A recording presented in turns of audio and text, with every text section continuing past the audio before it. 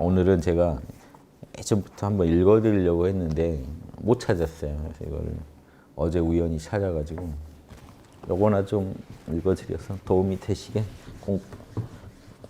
명상하시는데 좀 도움될 얘기를 드리고 싶은데, 이게 십자가의 성 요한이라고 정말 카톨릭에서 묵상 잘하신 분이에요.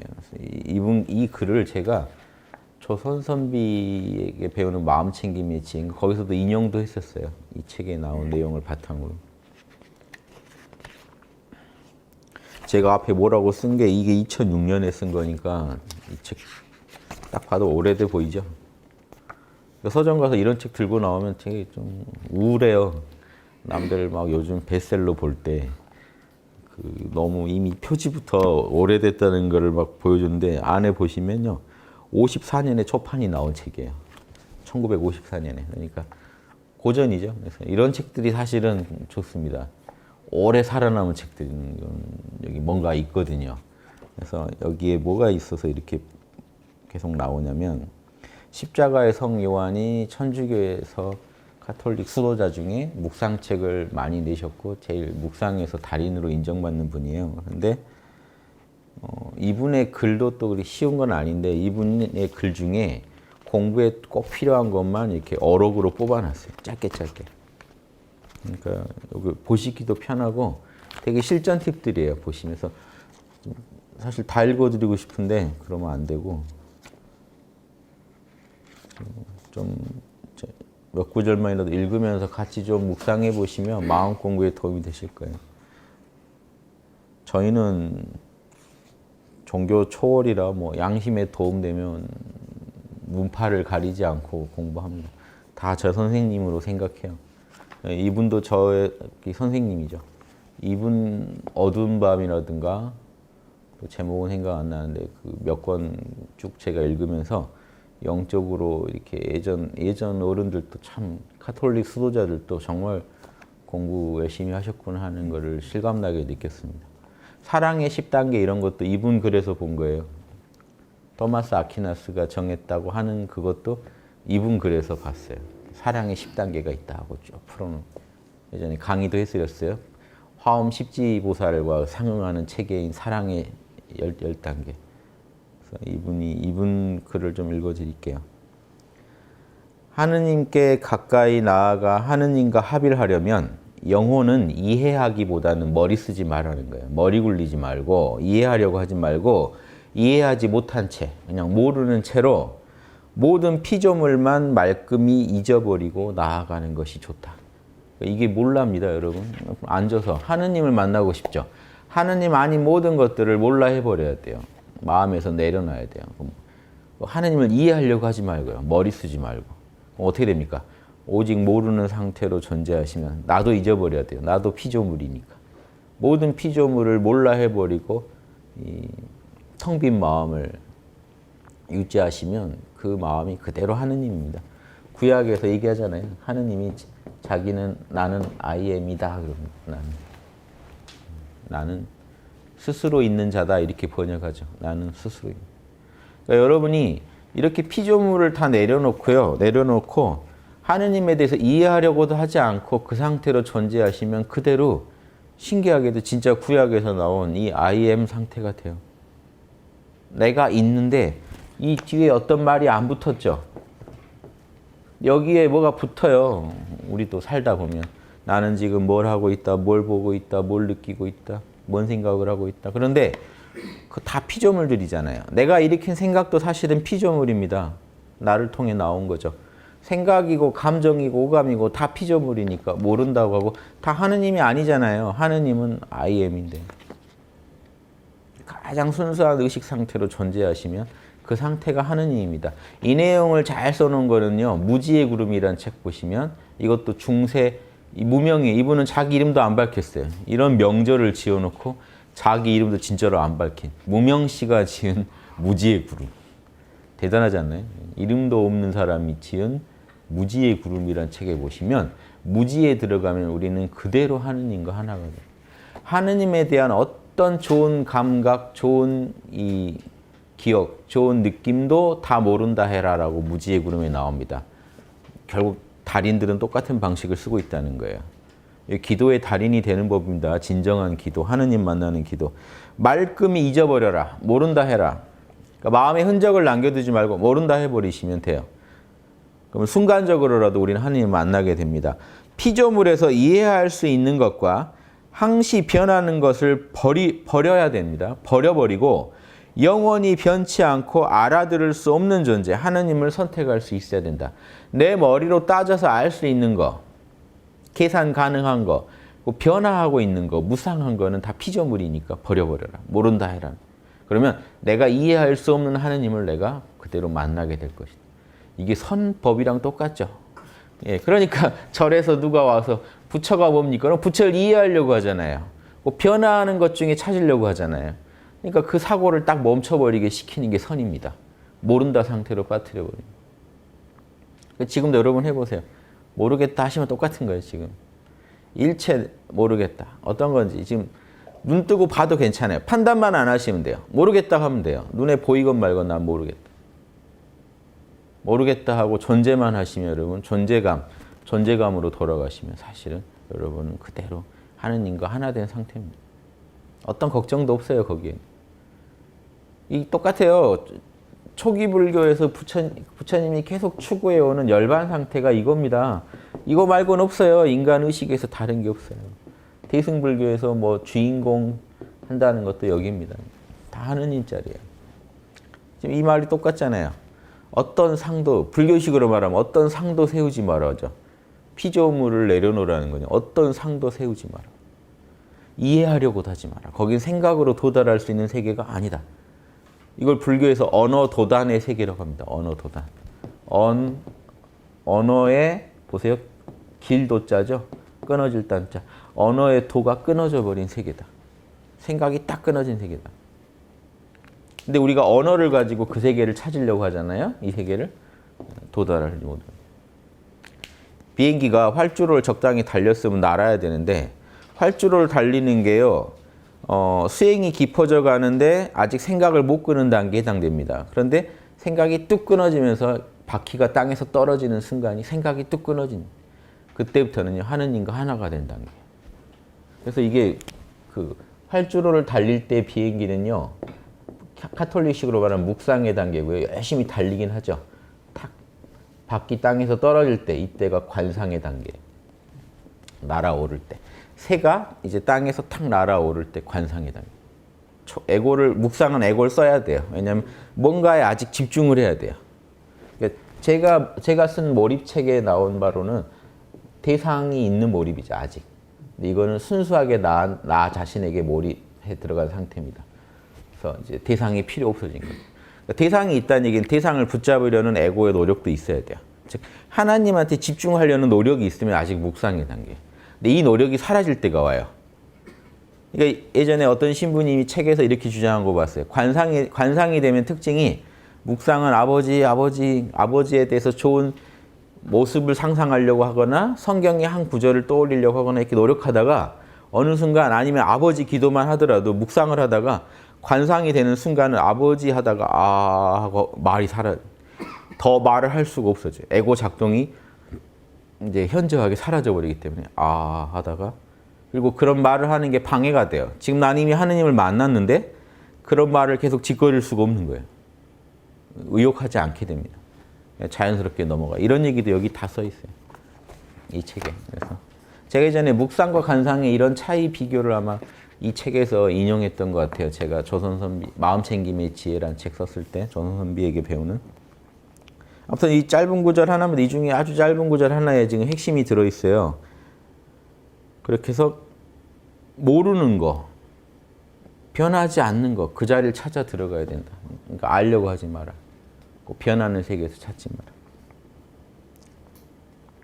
우리가 이승에서 하느님을 표현들이 좀 그러네요. 이승에서 그러니까 우리가 살아가는 세계에서 하느님을 아는 것은 그러하시다보다는 그렇지 않으시다를 통해서다. 뭔 얘기냐면요.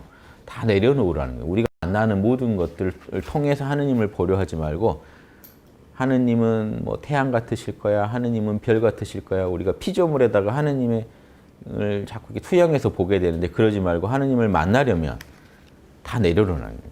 그렇지 않다. 저것도 피조물이다. 저것도 피조물이다. 아무리 아름다운 상도 다 내려놓아라. 하느님께 가까이 나아가려는 영혼은 할 수 있는 한 일체의 자연적, 초자연적 지각을 온전히 버려야 된다. 이 얘기는요. 초자연적 지각은 뭐냐면요. 여러분이 명상하다 느끼는 환시, 환청까지도 다 내려놔야 된다. 여러분이 신비한 걸 보고 신비한 느낌을 얻을 수도 있고 신비한 그 소리를 들을 수도 있어요. 하느님 소리구나. 하느님을 봤다. 이렇게 생각하는 그 초자연적인 오감을 초월한 지각마저도 다 내려놔야 된다. 그래야만, 일체를 내려놔야만 하느님을 만날 수 있다. 이분들은 몰라 달인들이시지 않겠어요? 이분들은 대단한 분이, 대단한 게, 진짜로 그 절에서 요즘 토굴수행 한다고 하죠. 근데 토굴수행이라고 해서 또 가보면 잘 지어진 암자인데, 이름은 토굴수행이라고 하면 우리 토굴 속에 들어가서 하는지 알잖아요. 그런 건 아닌데, 실제로 예전에 이 수도자들은요, 그러니까 예전에는 토굴에서 하셨겠죠. 이때도요, 사막 가서 사막의 교부들이라고요. 수도자들이 사막에 가서 진짜 굴에서 했어요. 굴에서. 아무것도 없는 굴에 살아요. 지금 불교도 보면은 저기 도낭석굴 이런 데 가면 진짜 굴에서 수행했던 걸 볼 수 있잖아요. 그래서 이분들도 진짜 그 토굴 수행하신 거죠. 그래서 이분들이 그때 써놓은 글들을 보면요. 이게 명상 안 하는 사람은 보면 이해하기 힘든 말들이죠. 어떻게 살았나 해도요. 거기 보면 그 토굴에 그 굴에 밤에 혼자 있으려면 공포가 엄습해 오지만 일단 자리 잡고 앉아서 하느님께 모든 걸 맡기고 나면 그 자리가 그렇게 평온해진다. 막 이런 내용들이 다 기록이 남아 있습니다. 그리고 그때 그 사막에서 수행했던 그 수도자들의 이야기 보시면요. 선사어록이랑 똑같아요. 그런 얘기도 막 나와요. 저렇게 바람이 흔들리느냐, 깃발이 흔들리느냐. 뭐 이런 그 선사들 간에 그 수도자들 간에 주고받은 그 선적인 이야기들이요. 풍성하게 나와 있습니다. 지금 책으로도 다 나와 있어요. 재밌죠? 아무튼 그래서 이게 이분들이 똑같을 수밖에 없는 이유가 수행법도 똑같고 이게 불교에서는 말하면 이건 최상승선이에요. 지금 곧장 하나님 만나는 법, 불교는 곧장 부처님 만나는 법 똑같습니다. 하느님의 사랑에 성장하려면 어떤 초자연적 사정을 느끼거나 아는 것보다 신비한 능력을 체험하는 것보다 온갖 빛을 송두리째 벗어난 생소한 믿음, 소망의 아주 작은 행위가 훨씬 큰 도움이 된다. 이게 뭔 소리냐면요. 신비한 거, 하느님으로부터 능력 받으려고 하지 말고요. 그런 모든 걸 내려놓고 순수하게 하느님을 만나기를 소망하고 그 믿음 속에 그냥 머물러 있는 게 훨씬 귀하다는 거예요. 이게 오직 모를 뿐의 상태예요. 여러분 모를 뿐 하면서 어떤 상태입니까? 오직 하느님에게 모든 걸 맡기고 쉬고 있는 상태죠. 그게 사실은 믿음, 소망, 사랑의 상태라고 봅니다. 꼭 그런 명상용어로 나온 말은 아니지만 이분들은 그렇게 써요. 수도자들은 믿음, 소망, 사랑의 상태를 뭐냐면요. 어떤 피조물에도 관심을 두지 않고 오직 하느님만을 믿고 소망하면서 사랑하고 있을 뿐 알려고도 하지 않는 상태. 지성은 다 멈추고 믿음과 사랑과 소망만 남겨두는 겁니다. 그러면 마음 상태가 어떨까요? 여러분 몰라 상태가 그거예요. 오직 주인공한테 모든 것을 위임하고 쉬고 있는 상태죠. 주인공과 하나가 되려고 하는 오직 그 믿음, 소망, 사랑만 가지고 주인공을 사랑하고 주인공을 믿고 소망하는 상태. 하지만 이성적으로 알려고 하지 않고 모든 것을 내려놓고 오직 그 자리만을 믿고 그 자리만을 소망하고 그 자리만을 사랑하고 있으면 만날 수밖에 없어요. 이게 선입니다. 근데 우리가 여기에 다른 게 자꾸 끼면 깨져요. 현실에 뭔가를 바라게 된다든가. 그러니까 올바른 기도는 그대로 선이에요. 모른다 하고 모든 걸 하나님한테 맡기고 그 안에서 쉬지 않으면 저 상태가 안 됩니다. 안 그러면 기도한다고 하면서 계속 자기 생각을 하고 있겠죠. 자기가 아버지 대답도 대신하면서 기도해요. 아버지, 아들아, 뭐 하면서 뭐라고 하고 또 자기가 뭐라고 하고 계속 이렇게 혼자 놀기의 달인이 되시면 안 됩니다. 아버지한테 모든 걸 맡기고 쉬어야 그 진정한 은총이 뭔지 알게 되고 성령 체험을 진하게 하게 돼요. 남들은 제가 교회 안 다닌다고 뭐 제가 이런 책 쓸 때마다 이런 강의할 때마다 놀래요. 교회 안 다니는 분이 어떻게 성령 얘기를 하냐고. 그러게 사세요. 아무튼 뭐 저는 대답을 못 하겠고요. 그 어떤 분보다 제가 하루 종일 성령과 함께 산다고 전 자신하기 때문에, 그리고 저는 함께 사는 게 대단한 게 아니고 매 순간 성령의 뜻이 어디 있는지 읽어내는 거기에서 제가 자신하기 때문에 그런 어떤 영적인 식별 능력 이런 게 제가 자신하는 분야이기 때문에 매 순간순간 어떤 게 선인지 악인지 못 읽어내면 꽝이에요. 아버지와 함께 합니다. 그럼 조금 돈 지어주면서 이 돈 받으실래요 말래요 하면은 아버지한테 기도해 보고요. 이러면은 이게 벌써 영적 식별 능력이 없으신 거예요. 결국 이 신앙의 성숙은요, 영적 식별 능력에서 옵니다. 빨리빨리 판단해야 돼요. 하느님과 함께 한다는 거. 사실 그래서 함께 하려고 한 거죠.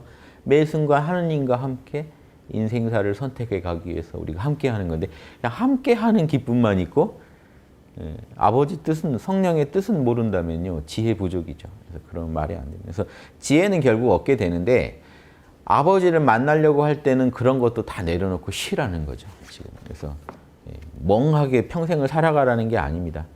그 식별 능력이 생겨요. 단 하느님을 만나려고 할 때는 모든 걸 놔라. 그리고 머리로 이해하려고 하지 마라. 이게 선입니다. 그대의 영혼에 하느님의 모상을 뚜렷하고 조촐히 간직하려면, 하느님의 이 상을, 진정한 상을 간직하려면 어떤 피조물에도 기울이지 말아야 된다. 그러니까 여러분 보세요. 하느님을 떠올릴 때 벌써 수염 달린 할아버지가 떠오르면 그건 피조물입니다. 하느님이 왜 수염 달렸겠어요? 선문답에서 나와요. 선문답이랑 제가 자꾸 연결이 되는데 너무 똑같아요. 하는 말들이. 인간이 거기서 거기에요. 달마에게 수염이 있는가 하는 화두가 있습니다. 달마에게 수염이 있는가. 여기서 말하는 달마는요, 달마의 참나를 말합니다. 달마에게 수염이 있는가? 있을 수가 없죠. 수염난 달마는 부모가 낳은 육신이고, 달마의 본 모습에 수염이 났겠습니까? 달마에게 수염이 있는가? 그럼 이거 껍데기를 가지고 시험하는 겁니다. 껍데기에 집착 하나하나. 거기에 대해서 달마가 그래도 남자인데 수염이 있겠죠. 뭐 이런 식의 대답은 다 도움이 안 되죠. 본질이 뭐겠어요? 너의 참나로 돌아가라는 거예요. 수염난 달마 육신이 너가 달마가 아니고 달마의 본 모습은 수염이 안 났듯이 너도 지금 너 육신을 초월한 그 자리 지금 바로 돌아가 하는 겁니다. 본인 얘기하고 있는 거예요. 사람들은 그 얘기를 들으면 달마 얘기로 가요. 관심이. 달마를 본 적도 없는데 수염 얘기를 물어보시면 뭐라고 합니까? 이게 아니라 하느님한테 수염이 났겠어요? 하느님한테는 수염이 있는가? 이 화두를 타파하시면 하느님을 만날 수 있습니다. 하느님을 피조물 속에서 찾고 있단 말이에요. 우리는 그러지 말라는. 달인들은 충고해 줍니다. 그러지 마라. 다 내려놓으세요. 깔끔하게 내려놓으세요. 어떤 피조물에도 기울이지 마라, 관심을. 오히려 온갖 피조물에서 이탈하고 정신을 비워라. 텅 비워라. 그래야 어떤 피조물과도 닮지 않는 하나님의 빛 안에서 걷게 되리라. 진짜 하나님을 만나게 됩니다. 훌륭한 선사시지 않나요, 이분? 이런 것만 보다 보면요, 제가 어떻게 종교가 다르니 이런 게 와닿겠어요. 이런 감동 속에서 공부하다 보면 가장 오롯한 잠심, 마음을 가라앉히는 걸 잠심이라고 합니다. 마음을 가라앉힘, 가장 오롯한 그런 명상이죠. 마음 비움은 신앙 속에 잠기는 거다. 하느님에 대한 믿음 속에서 모든 걸 내려놓고 쉬는 거예요. 이 한 구절에 깊은 뜻이 있습니다. 거기에서 성령은 친히 영혼의 빛이 되어주신다. 성령이 인도해 주실 거다. 그럼 알아서. 근데 우리가 미리 성령을 상상하고 있으면 안 된다는 거예요. 다 내려놓고 있으면 성령이 비우면 채워주신다. 그러나 영혼의 믿음이 완전해져 더할 나위 없이 순결하고 조촐하게 되면 될수록, 마음이 더 비워질수록 주부적 사랑, 주부라는 건 좀 카톨릭에서 쓰는 표현인데요. 하느님이 물을 부어주시는 사랑. 하느님이 그냥 부어주셔요. 여러분 에고가 노력하지 않아도 안에서 엄청난 은총이 넘치게 된다. 샘솟게 된다는 겁니다. 그런 사랑과 초자연적 빛의 은총을 훨씬 풍요롭게 받는다. 비우면 비울수록 채워준다. 근데 우리는 자기가 기도할 때 그래요. 어차피 하느님이 안 나타나실 거니까 내가 하느님을 그려놓고 상상해놓고 하느님하고 수작 부리면서 그 시간을 보내는 겁니다. 안 믿고 있는 거예요. 내가 진짜 마음을 비우고 하느님이 나를 인도해 줄 거라는 걸 사실 안 믿고 있는 거예요. 어차피 안 오실 거잖아요. 그냥 제가 알아서 할 겁니다. 제가 알아서 할게요. 하는 그런 발상 안 됩니다. 그래서 너무 좋은 구절이 많아요. 다 읽어드릴 수도 있고. 아무튼 뭐 제가 시간 되니까 조금 더 봐드릴게요.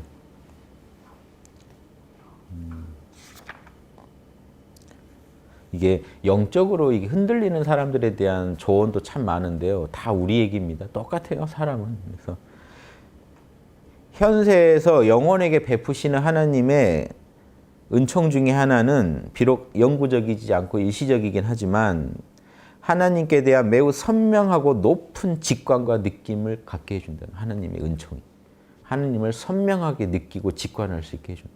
이 부분이 아까도 얘기했던 직관력이죠. 인간한테는 이 직관력이 있어요. 이게 시공을 초월한 직관력이에요. 직관이라는 건 시공을 초월해서 그냥 알아요. 왜 알 수밖에 없냐면요. 이런 신성, 이런 불성, 이런 열반은요. 본래 여러분 거란 말이에요. 여러분의 뿌리예요. 그러니까 여러분이 모를 수 없어요, 지금. 지금 제 얘기 듣고 있는 여러분의 가장 심층적인 내면에 이 자리가 버티고 있기 때문에 IM이 있으니까 여러분이 듣죠. 보죠, 말하죠. 그러니까 이미 여러분 것을 여러분이 이미 여러분이죠, 사실은. 본인이죠. 본인에 대한 느낌을 느끼는 건데 이게 어려울 리가 없죠. 사실은. 어려울 리가 없죠. 직관을 못할 수가 없죠, 사실은. 해야 맞아요. 칸트 철학도 한계가 그런 경험 이전의 선험적 자아예요. 독일 철학에서는 이 참나를 선험적 자아라고 그래요. 경험에 포착되지 않는 자아. 그런데 그 자아는 남인가요? 이미 자아인 이상 나죠. 내가 나를 왜 직관을 못해요? 근데 이거는 경험 세계에 안 들어온다는 이유만으로 직관할 수 없다라고 전제하고 철학을 전개하면 꼬입니다. 주체가 없는 학문이 돼요. 아무리 멋있게 철학이 전개돼요. 그러니까 칸트 제자인 피테가 바로 뭘 주장해요? 독일어로 이히, 자아, 자아에서 우주가 다 나왔다. 선사 같은 소리를 확 질러버리지. 나로부터 모든 우주가 다 나왔다. 나와 나 아닌 모든 게 나로부터 나왔다 주장해버려요. 절대적 자아를 주장해요. 본래적 자아라고 하면서. 이건 참나죠. 그러니까 조금 생각해보고 연구해보면 알 수 있어요. 이 느낌을. 그래서 카톨릭에서는 이 자리를 하느님이라고 하죠. 하느님이지만 사실 여러분 영혼의 뿌리예요. 직관할 수 있어요. 느낄 수 있어요. 하느님이 은총으로 여러분한테 이런 선물을 준다는 겁니다. 그러나 하느님께서는 이 은총으로 현세에서 영혼이 하느님께 대한 완전한 인식과 감각을 얻기란 불가능하다는 것을 알리신다. 여러분 에고가 감당할 수 없는 영역이 분명히 있습니다. 그래서 그 부분도 자각하게 만들어준다는 거죠. 그러면서 하느님의 존재에 대해서는 우리가 또 선명하게 느낄 수 있습니다. 그러니까 여러분 뭐 모든 걸 알리라고 하라는 건 아니고요. 알 수 있다는 게 중요해요. 하느님을 직관하고 느낄 수 있다. 하지만 우리 에고가 그 우주를 낳고 굴리는 하느님의 모든 것을 다 알 수도 없고 알 필요도 없다는 거예요. 이런 말은요. 보통 선사들은 안 합니다. 선사들은 내가 부처니까 우주의 모든 걸 내가 알 수 있다 이렇게 얘기하는 걸 좋아하는데 카톨릭 수도자들은요. 모른다는 말을 하는 걸 좋아해요. 왜냐하면 하느님 앞에서 겸손 떨라고 그래요. 수도자들은. 카톨릭은 기본이 하느님 앞에서 에고의 겸손이 기본입니다. 맞는 말이죠. 에고 입장에서는 겸손해야 돼요. 근데 이 선사들은 참나 입장만 가지고 얘기하니까 내가 우주다 이렇게 지르는 거예요. 사실은 두 개를 보완해서 보셔야 맞아요. 서로 보완이 돼요. 왜? 한쪽은 에고 얘기를 하고 있는 거, 한쪽은 참나 얘기를 하고 있는 거. 자신의 지식, 기호, 감정, 자기의 편견이나 자신의 어떤 성향이죠. 기호. 뭐가 더 자기가 좋아하는 기호식품 그러죠. 여러분이 좋아하시는 거.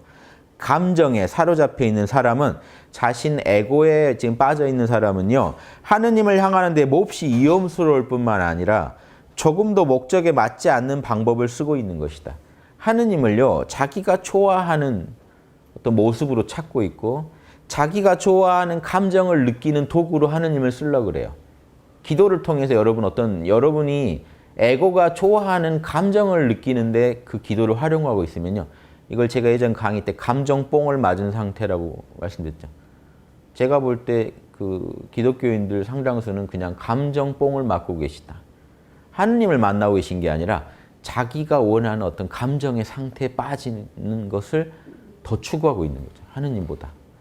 지금 이 얘기 똑같이 하는 겁니다. 아니면 자기만의 지식, 자기만의 알량한 지식으로 하느님을 설명하려고 그래요. 이거는 다 위험스러운 방법이다. 조금도 목적에 맞지 않다. 하느님 만나는데 도움이 안 되는 방법들을 쓰고 있다. 그러나 그것은 진정한 안내자인 믿음에 전적으로 의지하지 않고 있기 때문에 쉽게 길을 잃고 제자리 걸음을 할 뿐이다. 이해되시죠? 설명 안 드렸는데. 이 얘기 제가 꼭 하고 싶었던 얘기도 있네요. 바로 현대에서 흔히 볼 수 있는, 이분이 현대라고 하는 거는 지금 언제예요? 이분 중세분이에요. 이분은 중세랑 지금 상황 비교해 보세요. 똑같습니다. 현대에서 흔히 볼 수 있는 한심스러운 현상은 자신의 영성적 관념을 지니고 있지 못한 사람들이, 하느님도 못 만난 사람들이 묵상하는 동안 마음의 저 밑바닥에서 어떤 그들의 말에 의하면 내적 소리를 듣고 즉시 그것을 초자연적 계시라고 단정해버리는 것이다. 그들은 그런 확신에서 아주 예사롭게 하느님께서 내게 이렇게 말씀하셨다라고 말하고, 혹은 하느님께서 내게 이런 대답을 주셨다라고 짓거린다는 거예요. 그러나 그것은 환각이며 착각이며 그러기를 바랐던 자신에게 속아 자문자답한 것에 불과한 것인데, 이런 것을 가끔 보게 된다. 이런 상담을 많이 받으셨다고 다른 책에 보면 써 있어요. 당시 영적 상담을 많이 해주는데 다 고민들이 하느님 만나버린 거예요. 그래서 나 이제 어떻게 해야 되냐고. 그럼 내려놓으라는 말을 바로 하면 상처 입으니까 돌려서 하라는 얘기도 써 있어요. 지도자는 돌려서 잘 설득될 수 있게 하라. 근데 제가 경험상 그렇게 해서 설득되는 일은 거의 없어요. 왜냐하면 그렇게 돌려서 얘기해도, 아니면 돌직구를 던져도 설득이 잘 안 돼요. 이런 분들은 뭐라고 생각하냐면, 나는 만났는데 저 사람이 자꾸 내 경험을 부정하려고 덤비잖아요. 지도자를 불신합니다. 쟤 못 만났나 보다. 첫째. 아니면 질투하고 있다, 나를. 그러니까 이런 식으로 뭔가, 그리고 제가 이해할 수 없는 나만의 어떤 심오한 체험이려니 하고 자기 것을 과장하면서 끝내요. 사실 대화를 제가 만나본 분들은 잘 안 받아주시더라고요, 대화를. 근데 이분도 이런 고민 속에서 나온 말, 본인이 이런 멘토링을 많이 하면서 느낀 거예요. 요즘 똑같지 않나요? 요즘 교회의 문제점이 이겁니다. 금방 자기만의 내적 확신에 빠져서 하느님이 시켰다고 해요. 그 전에 어떤 목사님 멘붕에 빠지신 사연 읽었는데 너무 웃겼어요. 한 400억인가 대출받아서 교회를 크게 지으라고 계시가 왔대요. 그래가지고 대출받아서 지었는데 신도가 줄어서 감당이 안 되잖아요. 그래서 파산하고 2단 교회에 그 교회를 넘기게 됐어요. 그러고 얼마나 비참해요, 스스로. 하느님의 계시를 납득할 수가 없다. 나한테 이걸 지으라고 해놓고 결국 2단한테 넘겨주시는 걸 보고 납득할 수가 없다. 그분 입장에서는 영원히 납득이 안 되겠죠. 애초에 계시가 아니었으니까. 착각이죠. 그냥 큰 교회를 짓고 싶으셨겠죠, 본인이. 보세요, 또 이어서 나옵니다. 오늘날 환시나 계시를 하나님께 청하는 사람이 있다. 근데 심지어 이걸 청하고 있는 사람이 있다. 아버지 모습을 한 번만 보여주면 진짜 열심히 교회 다닐게요. 뭐 이런 식. 진짜 열심히 할게요, 앞으로. 아버지, 이번 일에 대해서만 그 계시를 한번 해주시면, 무슨 주식을 사야 되는지 계시만 해주시면 정말 11조 열심히 낼게요. 뭔가 이런 식으로 하나님한테 이게 신비현상, 이적을 간청하는 경우가 있죠. 뭔가 좀 들어주세요. 이런 사람이 있다면 그것은 하나님을 모욕하는 것이다. 왜냐하면 그런 사람은 그리스도께만 눈길을 쏟고 있지 않기 때문이다. 아마도 하느님께서는 그런 사람들에게 분명히 이렇게 대답하시리라. 그리스도는 내 사랑하는 아들이다. 그리고 내 마음에 드는 아들이니 그의 말을 들어라. 유별난 가르침을 바라지 말라. 따로 뭔가 간청하지 마라. 나는 그에게 예수님을 통해 말 다 했다. 그에게 나는 말을 다 했다. 그 안에서 그대가 바라는 모든 것 얻을 수 있게 하였다. 나는 그를 그대들의 형제, 스승, 벗, 속죄 그리고 보상으로 주었다. 내가 이 말은 쉽게 말하면 할 말 다 했다. 예수님을 통해서.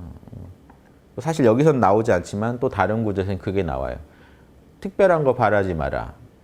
그대의 양심, 그대의 이성과 성경에 있는 가르침이 이미 충분히 답은 다 하느님의 답은 주어졌다. 그대에게. 그거 지킬 생각부터 해라는 거예요.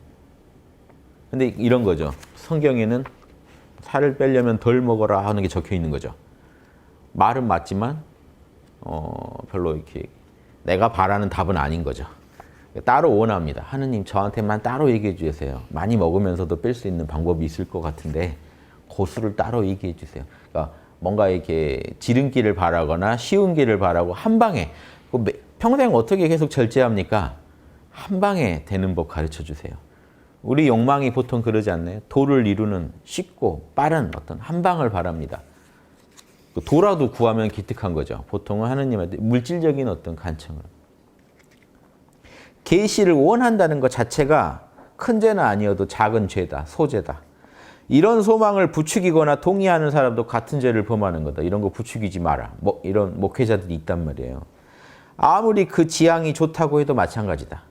내가 로또만 되면 교회에 진짜 한번 제대로 쏠게요. 정말 좋은 일을 하고 싶어요. 이런 소리도 하지 마라. 도무지 바로 여기네요. 그런 것은 필요 없다. 우리가 행동하는 데는 인간의 이성, 양심이죠. 이성과 복음의 가르침으로 이미 넉넉하다. 왜 계시를 따로 청하냐는 거예요. 아버지 따로 뭔가. 이거는 자신의 이성을 못 쓰는 사람이에요. 하느님이 주신 이성도 못 써요. 그리고 이 복음의 이 예수님의 가르침도 이해를 못했기 때문에 자기가 판단을 못하니까 사실은 좋은 의도로 간청한다고 해도 자기가 판단을 못하니까 간청하고 있는 거죠. 간청할 수 있게 간청할 필요가 없게 하느님은 이미 다 줬다는 거예요. 가르침을. 양심을 통해서. 성경에도 나옵니다. 양심을 통해서. 양심이 증인이 돼줘요. 양심을 통해서. 예수님의 가르침을 통해서. 하느님이 이미 메시지를 다 줬어요. 근데 최근에 제가 개신교 쪽에서 나온 책을 샀는데 양심을 크게 강조해놨더라고요. 그래서 사서 봤더니 속았어요. 하느님은 양심을 통해서 창조된 세상을 통해서 이 세계의 진리, 보편 법칙을 통해서 성경을 통해서 근데 또 양심도 거기에 딱 들어가 있는 거죠. 이것들을 통해서 우리에게 가르침을 주신다. 그래서 멋있는데 그걸 되게 강조했길래 책을 사서 읽었더니 자세한 내용을 읽으니까 하느님은 양심을 통해서도 보편적으로 얘기해 주시지만 개별적으로 따로 얘기해 주신다. 계시를 통해서. 결국 방점이 계시로 가는 거예요. 그래서 속았다. 그래서 다른 볼거리가 많아서 샀습니다만 그 부분에서는 실망했어요. 그래서 자꾸 은밀한 걸 원해요. 하나님은 따로. 왜 그럴까요? 근데 이해는 돼요. 큰 욕심 때문이 아니더라도 사실 우리는 선택의 순간에 하나님의 뜻을 판단을 못해요. 성경 읽어서 지금 적용이 안 돼요. 내 삶에. 양심 좋은 건 알겠는데 양심의 소리 들으려고도 안 해요. 그러니까 하나님은 사실은 성경보다요. 양심의 소리를 통해서 매 순간 어떻게 판단하는 게 옳은지 매 순간 가르쳐주고 계세요. 성경은 2000년 전에 한번 크게 가르쳐 주신 거고요. 매 순간 양심을 통해, 양심이 성령입니다. 성령을 통해 지금 여러분 내면에 속삭이고 있는데 이 소리는 못 들으면서 밖으로 자꾸 계시를 해달라고 하는 것 자체가 좋은 의도라 하더라도요. 그거는 죄예요. 하느님이 이미 다 가르쳐 주시고 있는데 지금 인간의 이성, 본인의 내면에 이런 선악을 판단한 이성을 통해 이미 얘기해 주고 계신데 그걸 못 듣고 하느님한테 바라고 있다는 건요. 이거는 직무유기죠. 자신의 임무를 제대로 완수하고 있지 못하는 겁니다. 그래서 이런 가르침 좀 따끔하게 들으실 필요가 있어요. 그것도 작은 죄다. 2개만 더 하고 끝낼게요. 계시를 원하는 영혼은 또 한 구절인데 계시를 원하는 영혼은 믿음 가운데 쌓은 성덕을 점점 잃어간다. 믿고 있지 않다는 얘기죠. 그것은 악마에게 문을 열어주는 것이며 악령은 영혼이 바라는 계시와 비슷한 여러 가지를 제시하여 참된 계시인 양 속일 것이다. 계시를 바라는 욕심이 있으면 반드시 마가 낄 거다 이겁니다. 그 욕심을 이용하는 마가 낄 거다. 이게 영적인 것도 그렇지만요. 현실도 똑같습니다. 여러분이 헛된 욕심을 바라는 순간 신기하게 그걸 들어주겠다는 누군가가 나타납니다. 속삭여 브로커들이 나타나요. 그거 지금 딱 그거 원하시죠? 그거 하면서 여러분 욕망을 자극해요. 그러다가 이렇게 많이 사기를 당하시죠. 똑같아요. 영적인 사기를 당하는 겁니다. 계시 자기가 만들어서도 봐요. 계시는 진짜 원하면 만들어서 볼 수 있습니다. 사실 여러분 안에는 그 힘이 있어요. 여러분 꿈꿀 때 얼마나 다양한 걸 여러분이 만들어내는데요. 보지도 못한 세계도 만들고요. 여러분이 생각지도 못하는 그 말도 여러분이 만들어서 봐요. 들어요. 꿈 한번 꿀 때마다 여러분 꿈꿀 때마다 그러면 그 시나리오는요. 그 감독은 누가 하나요? 총 그 연출 누가 해서 그거를 스토리가 있잖아요. 여러분이 한 게 아닌데 엄청난 스토리에 여러분이 주연으로 딱 들어가서 홀로그램 속에서 활동하시죠. 실감나게 체험하면서. 꿈이라는 걸 가만히 생각하면 엄청난 거예요. 하느님이 우리한테 준 어떤 그런 그 능력의 작용이라고요. 그런데 그 능력을 잘못 쓰면 자기가 자기한테 잘못된 계시를 보여줄 수도 있어요. 그러니까 애초에 그런 욕심 내지 마라 이겁니다. 마음을 텅 비우라. 그리고 조촐하게 가져라. 성인들의 그 예지, 지혜란 하느님의 법규와 복음적 공고를 실천하면서 자신의 의지를 견고히 하느님께 향하게 할 줄 아는 것이다. 진짜 성인들의 지혜란 건 계시에 의존하는 게 아니라 하느님이 가르쳐 주신 양심에 부합하는 내용들이 있죠. 그것을 자신의 삶에서 최선을 다해서 실천하는 중에 이 성인들의 지혜가 얻어지는 거지 뭔가 공꿔바라고 있는 마음에선 절대로 일어나지 않는다. 지금 짧은 몇 페이지 안 읽어드렸는데 재밌으시죠? 이런 내용들이 막. 그러니까 이게 어느 시대나 도인은 도인이고 중생은 중생입니다. 그러니까 여러분도 지금 이 시대를 살아가는 도인들이 되실 수 있어요. 되세요. 몰라 괜찮아 잘 하시면서 우리 내면에 있는 그 고요한 마음, 열반의 마음, 주인공 자리를 잘 찾으시고 접속해서 살아가시기만 해도 이미 여러분은 차원이 달라져 있고요. 하느님을 늘 만날 수 있다는 건데 그건 차원이 다른 삶이죠. 더 나아가서 하느님 뜻대로 내 일상까지 조금씩 점검하면서 양심 분석해가면서 살아가시면 충분합니다. 훌륭한 영성 생활입니다. 그런 삶은요. 여기 이런 가르침에 비추어 봐도 아주 훌륭합니다. 잘 살고 계십니다. 어느 시대나 옳은 건 옳은 거고요. 아닌 건 아닌 거예요. 그래서 영적인 진리가 있는 한에는 반드시 그 해서 될 짓과 하면 안 될 짓이 있습니다. 그 진리에 따르는 짓이 있고 진리를 어기는 짓이 있어요. 엄정한 거니까 우리끼리 합의해서 바꿀 수 있는 게 아니잖아요. 우리가 따라야 되는 거지. 정확히 알고 따르면 됩니다. 그래서 이런 가톨릭 수도자의 십자가의 성 요한이라고 유명하신 이 수도자의 가르침 한번 들어봤습니다. 도움이 되시길 바랍니다. 마치겠습니다.